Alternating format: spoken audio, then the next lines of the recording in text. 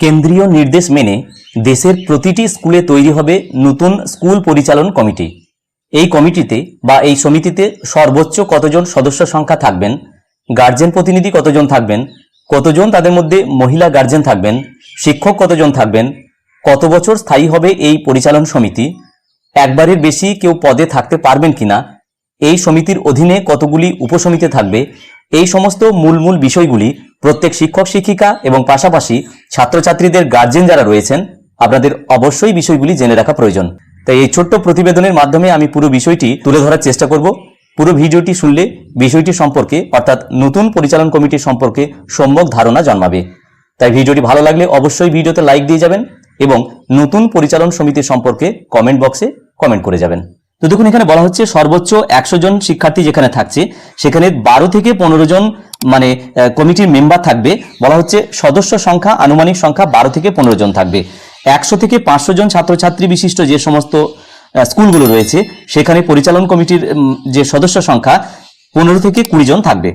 পাশাপাশি বলা হচ্ছে 500 জনের অধিক যে সমস্ত বড় স্কুলগুলো রয়েছে সেই সমস্ত স্কুলে পরিচালন কমিটির আনুমানিক সদস্যের সংখ্যা 20 থেকে 25 জন সদস্য কিন্তু সেখানে থাকবে।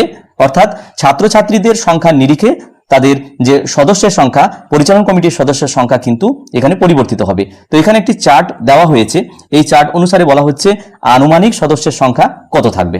দেখুন, মূল বিষয় এখানে যেটা বলা হচ্ছে, এই যে পরিচালন কমিটি বা সমিতি হবে তার 75% অর্থাৎ 75% কিন্তু গার্জেন থেকে আসবে, অর্থাৎ পিতামাতা বা অভিভাবক অর্থাৎ গার্জেন থেকে মনোনীত হবে 75%, অর্থাৎ প্রায় পুরো অংশটাই কিন্তু থাকছে গার্জেনদের পক্ষ থেকে। নতুন যে পরিচালন কমিটি আসছে সেখানে অভিভাবক এবং পিতামাতার সংখ্যাই কিন্তু বেশি থাকবে। পড়ে থাকছে যে 25% অর্থাৎ 25%, সেই 25%কে 3 ভাগে ভাগ করা হচ্ছে। বলা হচ্ছে এই 3 ভাগের মধ্যে 1/3 অর্থাৎ 3 ভাগের 1 ভাগ মনোনীত হবে। এখানে বলা হচ্ছে স্থানীয় কর্তৃপক্ষ অর্থাৎ লোকাল যে অথরিটি সেখান থেকে 3 জন 1/3 কিন্তু অর্থাৎ এই 25%-এর মধ্যে যতগুলি থাকবে তার 1/3 কিন্তু 3 ভাগের 1 ভাগ লোকাল যে কমিউনিটি থাকবে অর্থাৎ স্থানীয় কর্তৃপক্ষ বলতে এখানে যেমন মিউনিসিপ্যালিটি বা গ্রাম পঞ্চায়েত, ওনাদের দ্বারা নির্ধারিত হবে 1/3 সদস্য।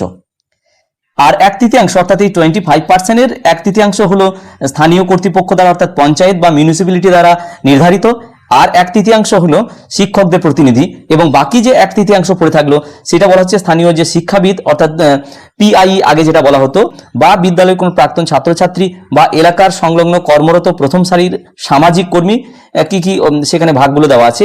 এই সমস্ত অংশ থেকে 1/3 উঠে আসবে। সুতরাং মোদ্দা বিষয়টি যেটা দাঁড়ালো 75% অর্থাৎ মোটা অংশটা পিতামাতা বা অভিভাবক থেকে আসবে। বাকি 25%-এর মধ্যে 3 ভাগের 1 ভাগ হবে স্থানীয় কর্তৃপক্ষ থেকে এবং শিক্ষক শিক্ষিকা থেকে এবং স্থানীয় শিক্ষাবিদ বা প্রাক্তন শিক্ষার্থী, এইগুলো থেকে আসবে বাকি 3 ভাগের 1 ভাগ। এখানে যে বিষয়টি বলা হচ্ছে যে 50% অর্থাৎ 50% অবশ্যই মহিলা হতে হবে, অর্থাৎ 75% যে গার্জেন প্রতিনিধি আসবে তার 50% অবশ্যই মহিলা প্রতিনিধি হতে হবে, এখানে কিন্তু বলা হয়েছে। এবার এখানে গঠন বলা হয়েছে সভাপতি সহসভাপতি থাকবেন আর বিদ্যালয়ের প্রধান শিক্ষক উনি সদস্য সচিব হিসাবে থাকবেন, বাকিগুলো কিন্তু সমস্ত সদস্য হিসাবে গণ্যিত হবে। এবার সভাপতি, আগে যেটা স্পন্সর ম্যানেজমেন্ট কমিটির 1972-এর রুল অনুসারে সভাপতি কিন্তু নির্বাচিত হতেন সরকারি প্রতিনিধি অর্থাৎ সরকার থেকে নাম আসতো সেখান থেকে।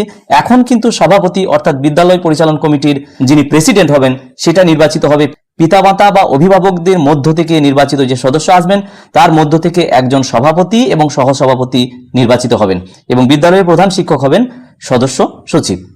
সাধারণ মিটিং যখন হবে অবশ্যই 50% হতে হবে, অর্থাৎ 50% না হলে কিন্তু কোরাম নিশ্চিত করা যাবে না, অর্থাৎ কোরাম হবে না, ওই দিনের মিটিং হবে না। অন্তত পক্ষে 50% পিতামাতা এবং অভিভাবক যেন উপস্থিত থাকেন এই কথা কিন্তু এখানে বলা হচ্ছে। প্রতি মাসে, এখানে দেখুন, অন্তত মাসে একবার এই মিটিং অর্থাৎ স্পন্সর ম্যানেজমেন্ট কমিটির যে এসএমসির মিটিং সেটা প্রতি মাসে একবার করে ডাকতেই হবে, পরিচালনা করতেই হবে, এবং ন্যূনতম 50% নিশ্চিত হতে হবে উপস্থিত কোরাম ফিলাম করার জন্য। এই পরিচালন কমিটির মেয়াদ কিন্তু 2 বছর অন্তর অন্তর ভেঙে দেওয়া হবে, অর্থাৎ এখন যেটা 3 বছর অন্তর হতো এখন কিন্তু এই নতুন যে স্পন্সর ম্যানেজমেন্ট কমিটি আসবে সেখানে বলা হচ্ছে 2 বছর এর মেয়াদ থাকবে, 2 বছর পর কিন্তু ভেঙে দেওয়া হবে। তবে বলা হচ্ছে নতুন কমিটির নাম না আসা পর্যন্ত, নতুন কমিটি পুনর্গঠন না হওয়া পর্যন্ত কিন্তু এই যে 2 বছর চললো সেই 2 বছরের মেয়াদ শেষ হলেও কিন্তু কার্যকাল চালিয়ে যেতে পারবে।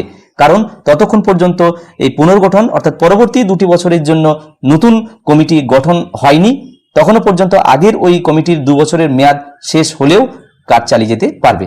এখানে সবথেকে ইম্পর্টেন্ট বিষয় যেটি বলা হচ্ছে যে একজন সদস্য পরবর্তী মেয়াদের জন্য পুনরায় মনোনীত হতে পারেন, তবে সদস্য সচিব অর্থাৎ হেডমাস্টার বা প্রধান শিক্ষক যিনি, উনি সদস্য সচিব ব্যতীত উনি কিন্তু থাকবেন, উনি ছাড়া কোনো সদস্যই টানা 2 বারের বেশি থাকতে পারবে না। অর্থাৎ 2 বছরের জন্য প্রথম মেয়াদ, বাকি 2 বছরের জন্য প্রথম মেয়াদ, অর্থাৎ 2+2 অর্থাৎ 4 বছর, অর্থাৎ 2টো টার্ম কিন্তু থাকতে পারবে, তার বেশি টার্ম কিন্তু থাকতে পারা যাবে না। শুধুমাত্র হেডমাস্টার অর্থাৎ যিনি সদস্য সচিব তিনি ব্যতীত বাকি যে সমস্ত সদস্যগুলো আসছে 75% থেকে, সেই সমস্ত সদস্যগুলোর মধ্যে কিন্তু কেউই 2টি টার্মে বেশি থাকতে পারবেন না। যাই হোক, পরবর্তী একটি ভিডিওতে আমি কিভাবে এই অভিভাবক সদস্যের যে নির্বাচন প্রক্রিয়া, এটা একটা বৃহৎ প্রক্রিয়া রয়েছে সেটা বলা হয়েছে, সেটা পরবর্তী একটি ভিডিওতে আমি আলোচনা করার চেষ্টা করব। বর্তমান এই ভিডিওটি প্রত্যেককে দেখার জন্য ধন্যবাদ। প্রত্যেকে ভালো থাকুন, সুস্থ থাকুন।